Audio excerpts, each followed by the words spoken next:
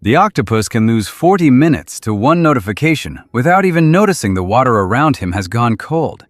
One tentacle answers a message, another checks a headline, another opens a video, another reaches for a song that somehow becomes 6 more. But the second he sits down with one difficult page, suddenly the whole body wants everything except focus.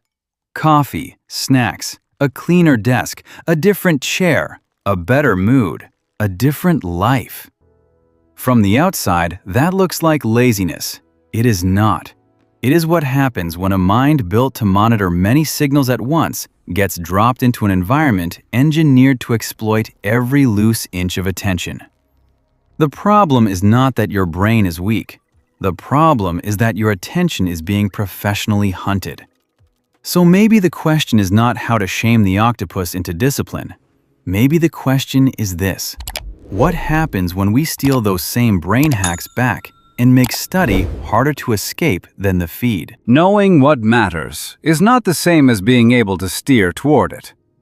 The octopus may fully understand that 1 hour of study will matter more next year than one more dip into the feed will matter next minute. And still, a tentacle reaches for the phone first. That is not proof of stupidity. It is a timing problem.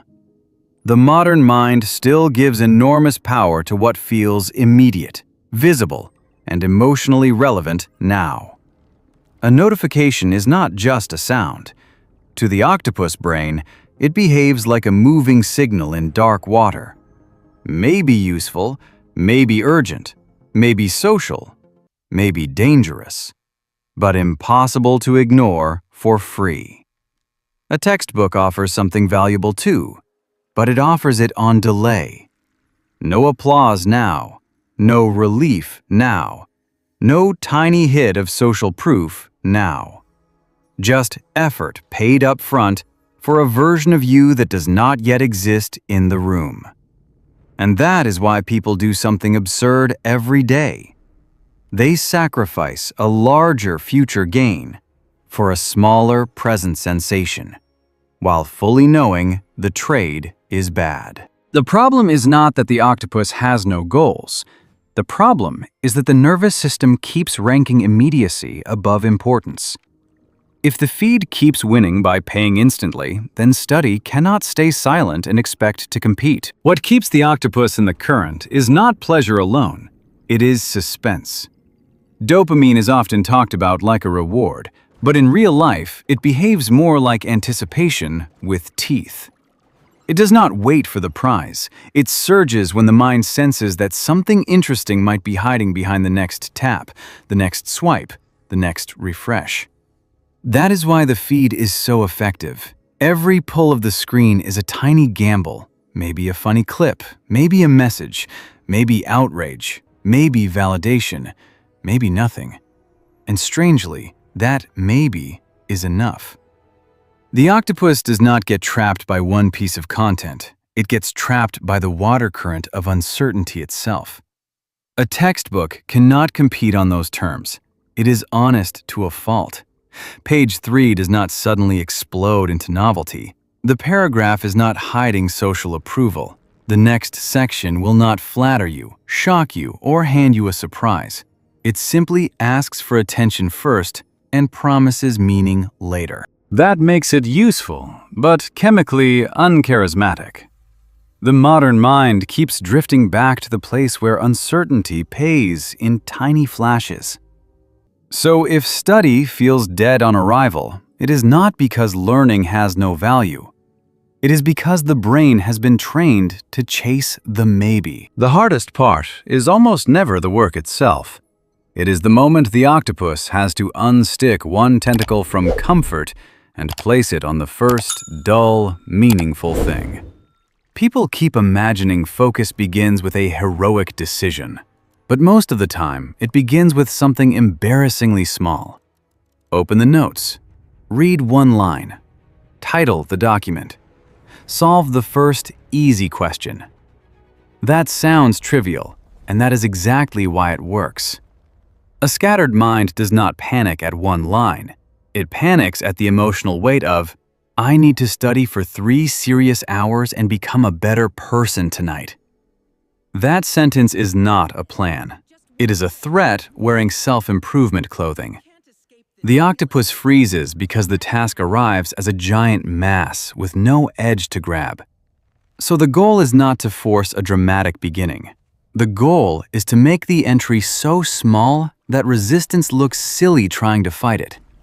Once one tentacle is on the page, the rest of the body often follows. Momentum is rarely born from intensity. It is usually born from friction being lowered enough for movement to begin. The octopus does not only struggle with starting, it also struggles with shapelessness. The moment's study turns into a foggy command like, "Work on this for a while." The mind begins to drift because there is no edge, no container, no visible win. A scattered brain can endure effort far better than it can endure vagueness. That is why one giant study session feels heavier than it really is. It arrives with no clear border, so every minute inside it feels like being pulled through open water with nothing to hold. The fix is not to make the octopus more heroic. The fix is to cut the session into small sealed chambers.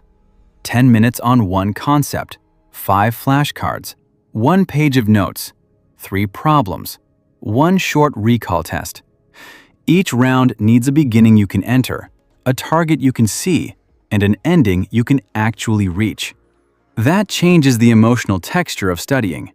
It stops feeling like a debt with no bottom and starts feeling like a sequence of closures.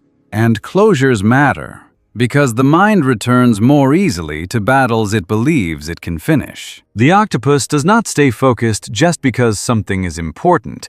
It stays focused when the water answers back. That is the real weakness of traditional studying. Too often it feels like sending effort into a silent ocean. You read for 20 minutes, underline 3 sentences, turn 2 pages, and nothing in the room changes. No signal says, "Yes, that landed." No visible proof says, "That part is now yours." For a mind trained by modern systems to expect response, that kind of silence is brutal. Attention begins to slip, not always because the work is hard, but because the brain cannot detect progress in a form it can feel. This is why fast feedback matters so much. When the octopus closes the notes and tries to recall the idea out loud, the water responds. When it does a mini quiz, flips a flashcard, solves 1 short problem, or checks whether it can explain the concept without looking, the fog breaks. Now there is information. Clear or wrong, smooth or clumsy, but real. The brain can work with real. It can adjust, compare, improve, and most importantly, stay interested. Interactive learning tools are powerful for this reason, not because they are magical, but because they shorten the distance between effort and evidence. They make learning answer immediately. And once study starts producing visible echoes, it stops feeling like endurance and starts feeling like movement. The real test of a study system is not what the octopus does on a clean, motivated Tuesday.